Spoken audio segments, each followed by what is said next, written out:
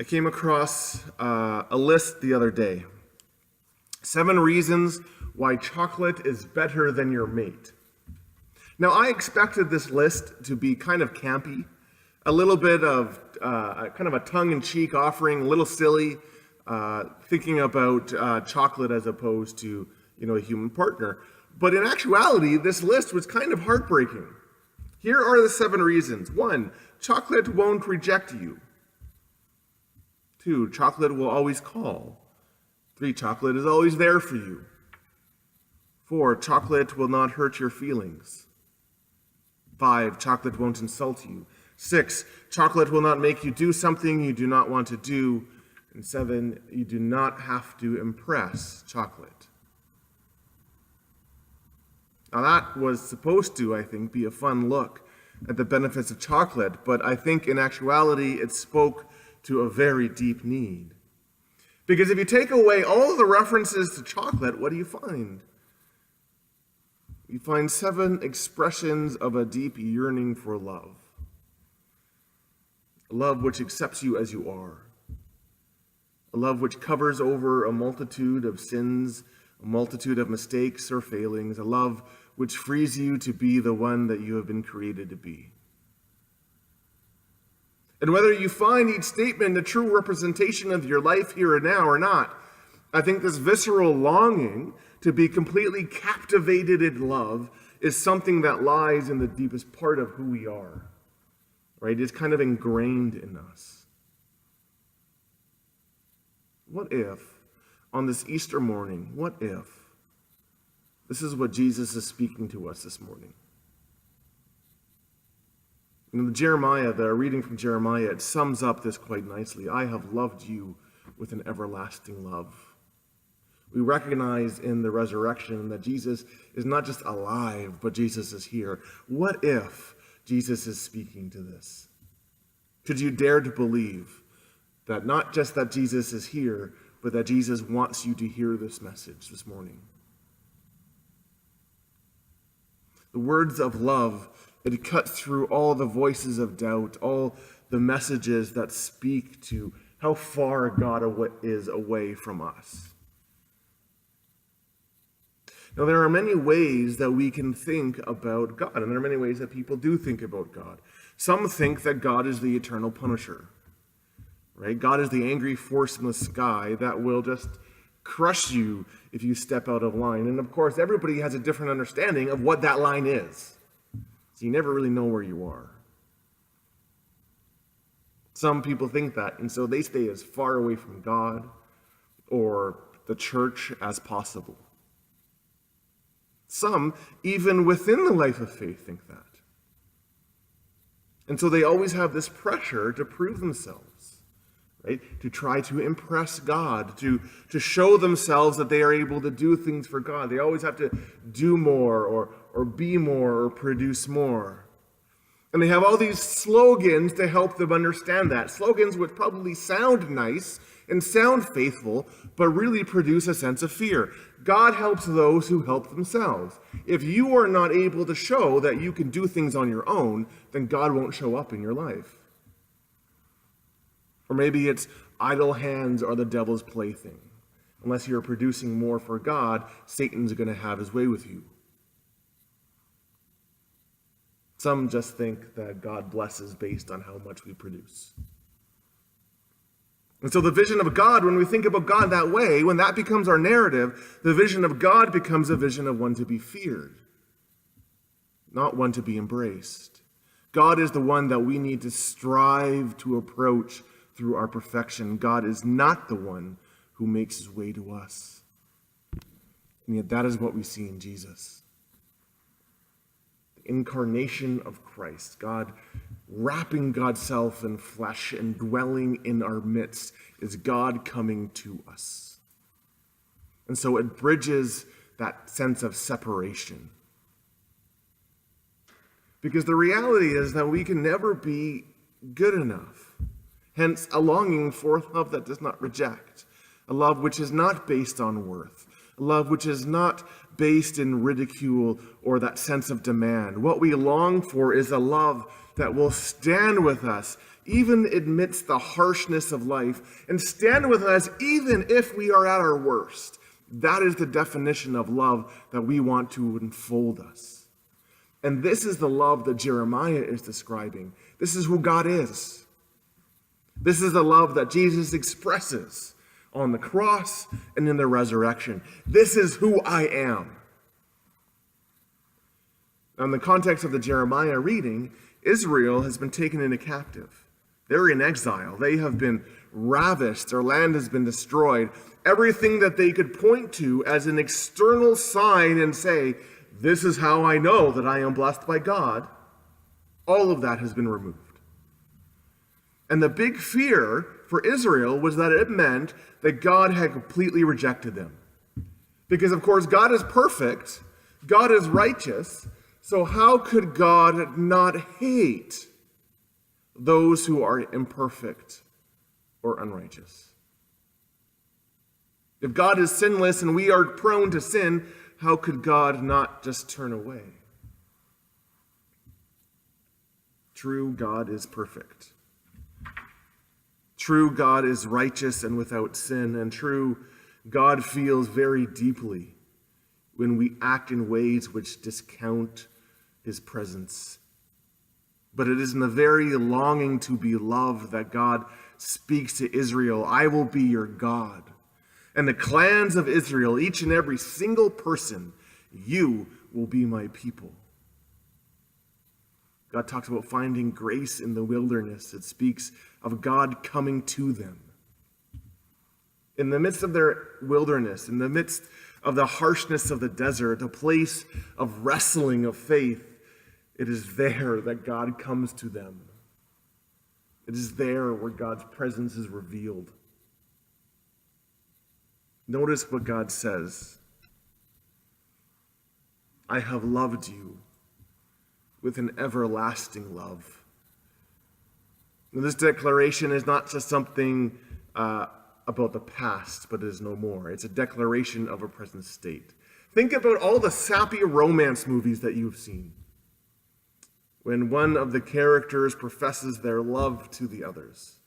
Usually there's this grand gesture and this phrase, I have always loved you. Describes an active emotion, a feeling of the heart, a longing of the soul. God declares to Israel, when everything seemingly speaks to their utter failure in the things of faith, when everything speaks to their rejection by God, God comes to them as the divine romancer and says, I have always loved you.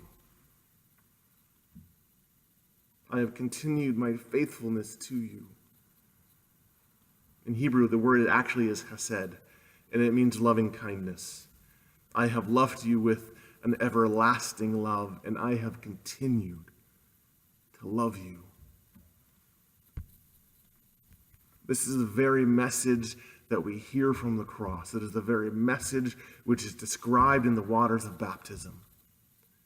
Jesus was not just a guy who had some interesting things to say about life and morality. He wasn't just a martyr that we look to as an example of selfless living.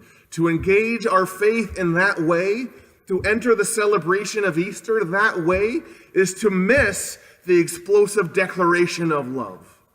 Through all the rejections, through all the mockery, through all the violence of this life, Jesus continues to be the very incarnation of a love that has come to us. A love that does not reject, a love that does not insult, a love that does not fade over time or wane with the seasons. And the cross is the grand display that proves that there is nothing in life and there is nothing in death that could ever be so big that God's love will not overcome and set you free. All of the barriers to God's love, the ones that we carry around ourselves, all of those can be laid down. Remember, I have loved you with an everlasting love. It is unyielding. It is eternal. It is everlasting. If it is everlasting, it means that there is nothing that could have been done or may possibly done in our lives that will remove it. It is firmly established in the heart of God. In Christ's resurrection, it proves its power, and it proves its reality.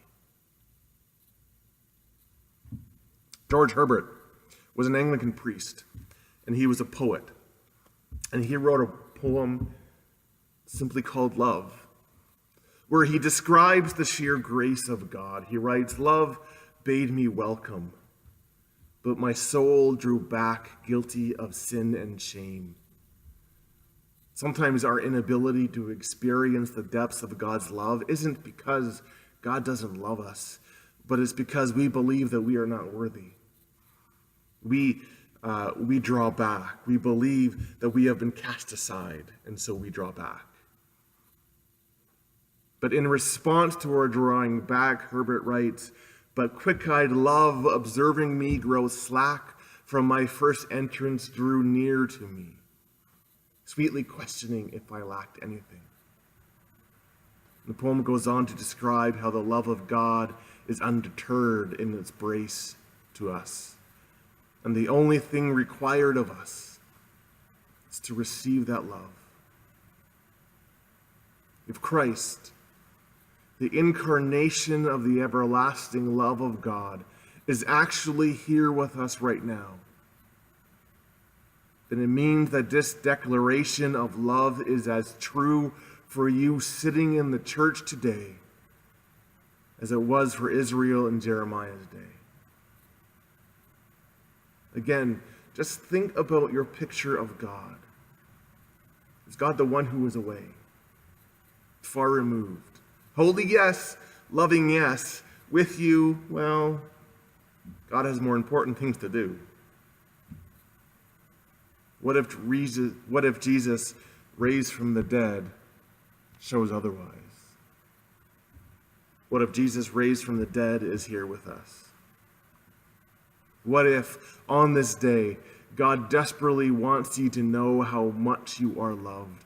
God says, "I have continued in my love," but the Hebrew seems to have this understanding of, "I have drawn you in loving kindness." God draws us to himself, not to experience punishment, not to experience the weight of sin. God draws us to be enfolded in his love, and in that love find our freedom. We have gathered in this church today to celebrate Easter, to celebrate Marie's baptism. But what if behind all of that, there has been this drawing of God? Could you say that you are here by divine appointment? That God has drawn you here to experience God coming to you in a powerful and new way? What if God has brought us here so that we could hear that soul-freeing, that life-giving message that you are loved? It is a message not a message just fit for our theological reflections. It is not a message to just ponder and ruminate on. It is not a message locked in time, just referring to some event in the Bible. What if that statement, "I have loved you with an everlasting love," is a statement about who you are today and what you experience in life today? Think of those 7 reasons why we should turn to chocolate. Can you hear Jesus respond? Where are the places where you feel rejected? "I have loved you with an everlasting love." Where do you feel alone? "I have loved you with an everlasting love." Where are your feelings hurt? Where have you been insulted? Where do you feel the weight of having to impress others? Jesus says in response, "I have loved you with an everlasting love, and I have drawn you in my love." Easter's not just about learning about what Jesus did and said. It's not about memorizing the ins and outs of the resurrection so that you can pass the divine test later on. And neither is baptism, by the way. Baptism isn't about knowing the story.